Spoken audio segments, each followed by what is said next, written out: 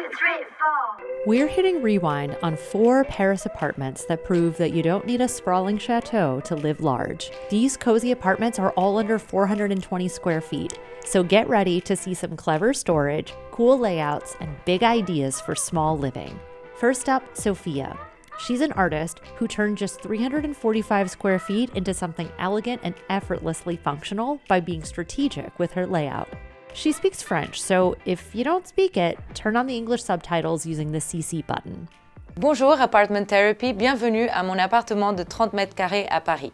Je m'appelle Sofia, j'ai 30 ans, je suis portugaise de Lisbonne, j'habite à Paris depuis 5 ans et je suis céramiste et créatrice de contenu.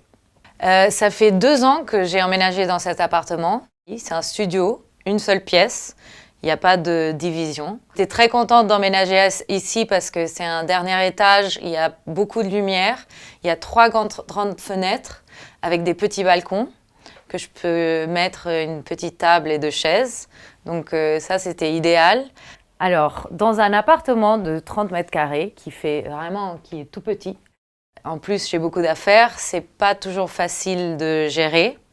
Du coup, j'ai dû organiser l'espace. J'ai fait un dessin avec le plan de l'espace pour un peu réfléchir à comment mettre mes affaires et comment pouvoir profiter d'un 30 mètres carrés pour que je me sente pas trop claustrophobique. Alors, quand j'ai emménagé ici, l'appartement il était vide. Il y avait juste la cuisine qui était équipée. Et du coup, il fallait que je décide où est-ce que je mets le canapé, où est-ce que je mets le lit.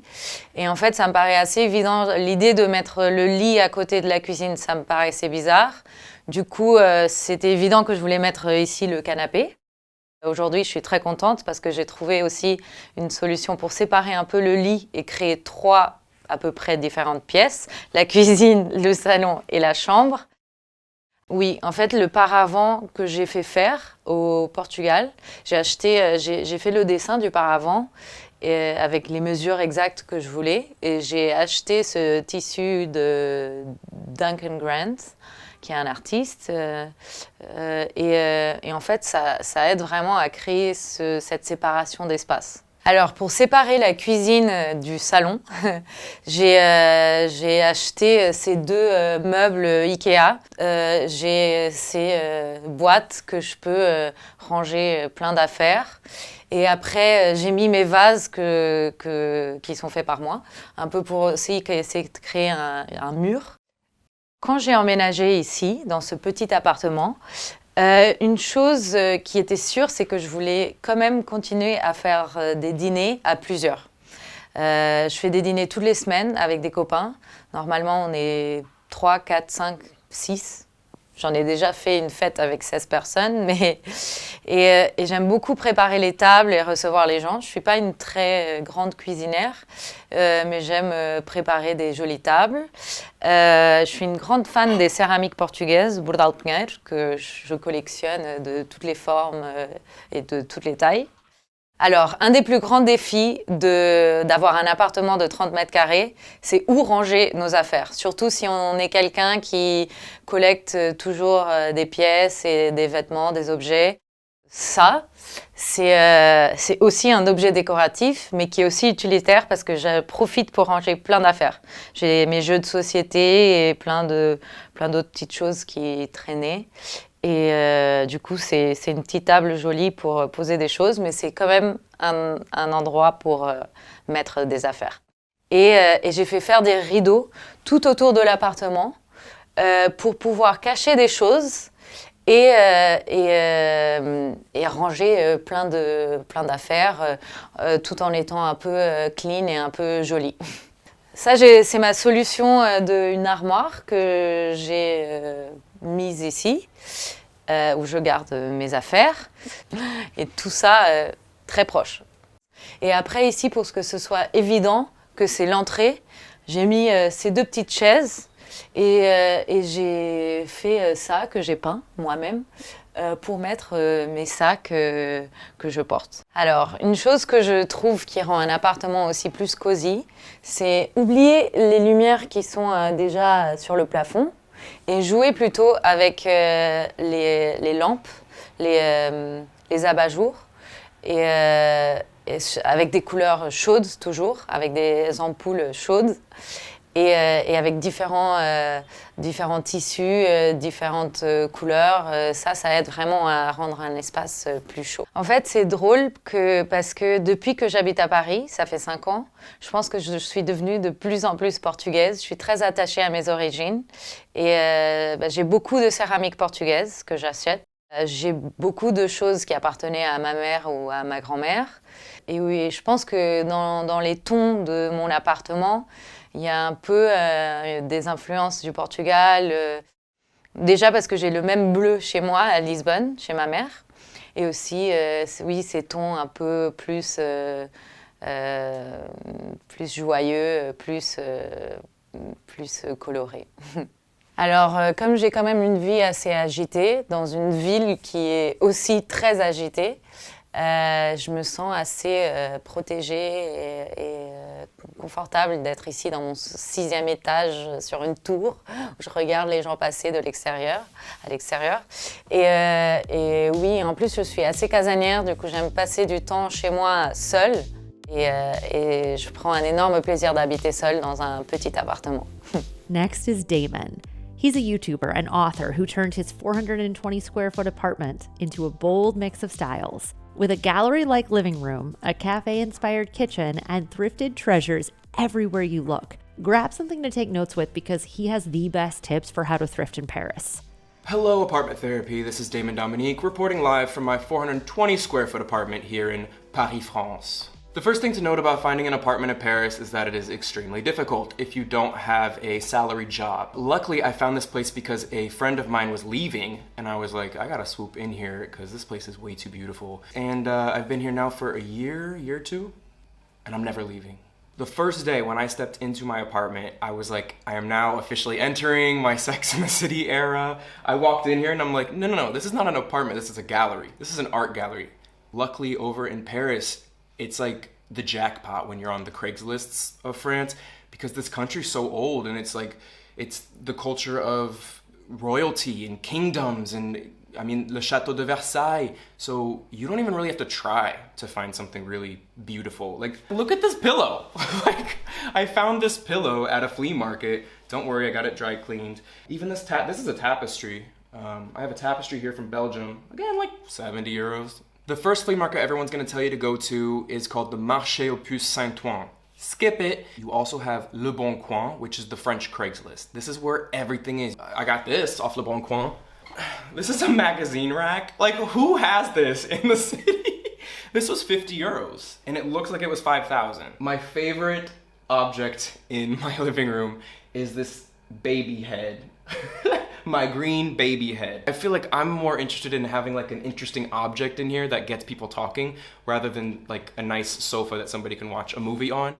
When you look at this ladder, you are like, oh, that's where he sleeps up there. Wrong. It's a bed at a mezzanine level, so if I do have somebody coming over, they can sleep up there. This is a shot of me going up the creaky ladder. Oh my God! That's the reality of my apartment.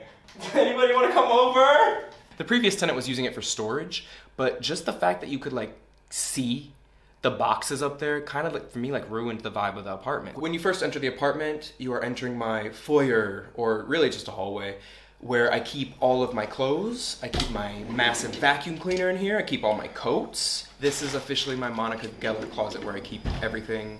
After the hallway, you reach the bathroom. This washing machine, not only this washing machine, every washing machine in the country of France, number one, it takes like 4 hours to run a cycle. Number two, it sounds like it's gonna take off to Mars.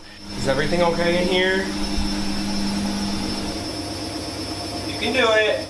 We're walking into my kitchen now. Now again, if you looked at the other side of my apartment, it's like Chateau Dominique, like very royal and regal. And then you come over here and it's like, well, this is different. This side of my apartment, I had to go with more of like a simplistic, minimalist. But then I'm like, no, that doesn't work for me. How can we make this a little bit more worldly? Japan. I tried incorporating a lot of these bamboo plates. I really like this view from the kitchen because since I'm over here alone in Europe, it's nice to look across the road and see my French grandma and grandma They don't know they're my French grandma and grandma, but they are to me. Bonjour, papa, mommy. And they're always out there, like every morning, 9 a.m., they step out on their terrace, their balcony, and they grab a bottle of wine and they go back in. Bonjour. So it's just nice to look over there and be like, okay, they're home, I'm safe. Like if I need anything, I'll just yell out of the window. Of course, they don't even know I exist. The older I get, the more I realize that I am a studio kind of guy. I don't want doors. And so that's actually really nice because my main bedroom is really just a mezzanine bedroom. It's like a lofted bed. So my bed is above the kitchen. So you can imagine how hot it gets up there. And every morning I think I might slip down these stairs, but I never do.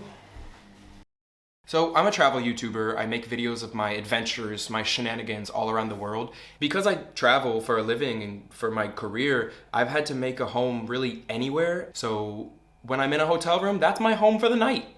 When I'm back home for a week or two, this is my home for now. Home for me isn't a permanent place. I don't even know if it is a physical place. Home for me can be many places. In fact, this might be my literal home right now. But what I have and what you have that no one else has is like our own view on the world, our own adventures. Now meet Mika. She's an interior designer who renovated her Paris apartment with personality and purpose. But don't worry, she has plenty of budget-friendly ideas. Hello, apartment therapy. My name is Mika and welcome to my Paris apartment. It's 39 square meters and I've renovated it and slowly made it mine the last 2 years. So it's a 1-bedroom, 1-bath apartment. This is my kitchen. I love that it's green. I love the floor tiles. So I'm an interior designer in Paris and I see a lot of apartments for work. And typically, when you buy an apartment, it does have a kitchen installed, even with appliances. When I moved in, it was just empty, which was a good thing because it had so much potential for, the colors that I wanted, the warm tiles that I wanted to bring in. But this is IKEA, and I painted it green because they didn't have the green that I wanted, so I got the white and I painted it green smoke by Farrow & Ball. So because of the tiny space, I had to choose between a dishwasher and a washing machine. So I have here a washer dryer installed in the kitchen. About 80% of the paintings in my apartment were painted by my great-grandfather. They're just gorgeous, the way he used color, the way he used the strokes. I'm from Manila. I grew up in Manila. So I think that really affects my style at home as well. I want to feel that even a little bit that I'm still back home. With the colors, with the materials as well, that you'll see also a lot in the living room. It's very natural. So this is my little office nook. When I first designed it, I was so scared to have something very moody, very dark, I guess, right beside something very bright and something very, natural, right beside each other. But I think it works because I separated it with these shelves here where I put all my plants, all my books. And then when I enter this space, it's work time, it's office time. And I filled it with things that inspire me. Welcome to my salon. You know what they say, it's if you have a small space, you can keep the furniture small, but you can break the rules sometimes and have a big couch in a small space, and it actually makes the room feel cozier instead of just having small furniture everywhere. When guests come, I have this chair, I have this chair. I move this here, and then I have this chair where the plant is living in right now. I move that here so we can have 4 people eating at my dining. So when I got this place, the bathroom it's narrow now, but it was even more narrow before. So when you open the door of the bathroom, the toilet is literally diagonal facing the doors. So what I did was I extended the bathroom width by about 10 to 15 centimeters, making the living room a bit smaller. that enabled me to make the toilet straight and have a bigger shower. And then for the walls, I just used tiles as well. I wanted it dramatic and clean at the same time. I was really struggling to find a vanity that was long and narrow. There was extra wood from one of the sites that we were doing. And of course, with the permission of the client and the contractor, I got the wood and just constructed something really simple. And I think it's so beautiful. For my bedroom, the first pieces that I got were, of course, the closet, because we installed it during the renovation. So these are IKEA closets because IKEA has really good closets. But I didn't like their doors. So this is all MDF, and we just installed these little trim details. What I wanted to achieve is something really feminine and something very cozy and comfortable at the same time. So my parents gifted me these sconces, which are so gorgeous. They also found it at a flea market. And same with this one. I was with them when I saw this, and the three of us just fell in love with it. You usually see these like at a bistro or at a restaurant. You don't really see them at home, but I thought it would be perfect for my bedroom. What's important for me, and obviously with my clients, is that we make a home that is meaningful, that means something to them. Like a 5-star hotel room, okay, it's gorgeous, it's luxurious, you feel good, but it's not you. It's a showroom. It's gorgeous, but it's not you. But your home, we can do the exact same thing, but we'll make it you, whatever that means. Next is Marion, a Parisian who downsized by half and made her 280 square foot apartment work with hidden storage, clever details, and a whole lot of charm. Hi, Apartment Therapy. My name is Marion. Welcome to my 290 square foot apartment in Paris, France. So this building was built at the end of the 19th century and used to be tiny workers' apartments, which is why all the flats are really small. My top priority when designing this space was first to make everything fit, because I downsized quite a bit, almost by half. Actually, there are lots of things. It's just kind of hidden if you don't take a look too closely. I have things under the couch, behind the curtains, under the bed, even over the ceiling in the entryway. So this is my entryway. It's the smallest and lowest entryway you'll ever find in Paris, I think. And that's why I decided actually to paint it this charcoal gray, because I learned about color blocking. And it's true that it does make this space feel separate from the rest of the apartment and really create this entryway feeling. I think my two favorite things about this space are, first, this storage up there. I didn't think of it. It was here before I moved in. But it's where I can store all my suitcases, paint, Christmas decor. It's awesome. And I think I'm going to do this in every single apartment I'll have in the future. And the second thing I really like is actually the floor. It was a really cheap tile that was already in the space, so I painted it. I just cut a box of Kinders. I just put it this way on the floor, trying to properly align it with the lines. Then taped the outline this way, took it off with the tape still on the outline, painted the middle, and that's it. I was quite lazy. I didn't want to paint the kitchen too, because I figured I would put a rug there. So if you want to look at how it looked before, you just have to pull the rug. Actually, I have a hidden cupboard here, which is really convenient to store all my bags and tools. Okay, so this is my cuisine or kitchen. So I didn't do a lot of things in this space because I didn't want to rip it all out. I didn't have the money once again to do it. I knew one thing, I wanted a pink kitchen, but I actually messed up the paints. The first one I chose was the worst possible shade of orange. I didn't take into consideration the lights. I should have, obviously. So I had to paint it again. Last thing I did, quite recently actually, was to add this fake wood sticker on top of my countertops, because it used to be a dark grey and it made the kitchen really dark, and I wanted wood, but I didn't have the money for wood once again, so sticker it is. This is the living room. It's a living room, dining room, record room, yoga room, meditation space. It's my office. It's the space that was the trickiest to figure out in terms of layout. I knew at first that I wanted maybe some place to eat dinner that wasn't my couch. So I just shoved everything this way to make space for this cozy corner to have my breakfast and a coffee with a friend. I added these shelves when I moved in. It used to be just this big rectangle that wasn't really useful, and it's one of my favorite corners of the apartment. So as you can see, I don't have a TV, and when figuring out whether I could put one, I was thinking that the only two spaces were these two walls, but if it's there, you can't watch TV from this chair, so it wasn't working. And this spot seemed great, but I still needed the storage. So what I figured would be a projector would be amazing, but I didn't want to have the big screen rolling down and having it on the ceiling because it's really bulky and I want a clean look.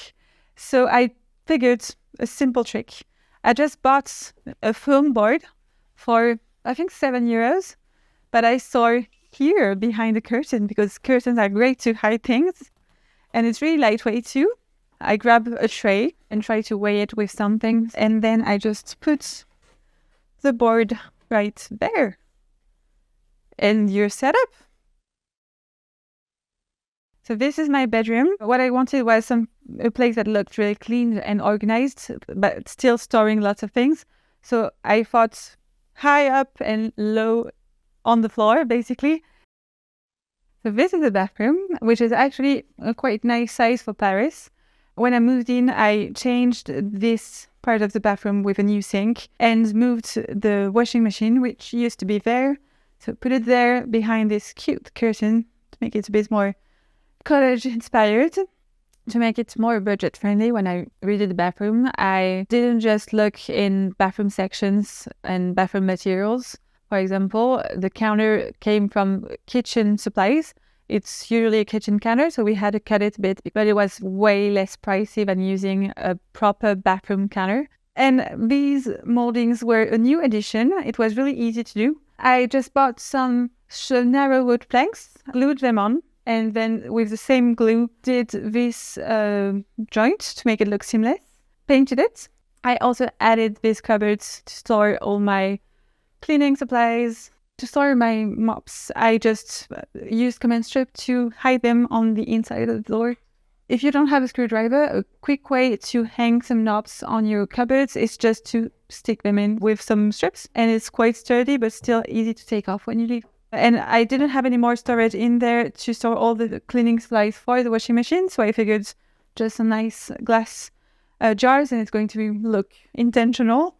So a fun fact about this building is that there is a small windowless courtyard near the bathroom, probably 2 meters by 1, so it's really small. And there's just pigeons living there, lots and lots and lots of pigeons. I really wanted to be able to open it, but I think it's so gross with all the pigeon air. Yeah, they live there. It's their space now. But it's a kind of company, so I do like it now. It was a big adjustment for me moving here. For the first, 6 months maybe, I was quite uncomfortable in this place. And I kept repeating that I made a mistake and I would never feel home here. But progressively, it almost happens without me realizing it. But one morning I woke up and made my coffee and sat there, and it was just like, oh, wait, actually, this is home now. 4 apartments, 4 different approaches, all proving that with a little creativity, even the smallest Paris homes can feel personal, functional, and full of life.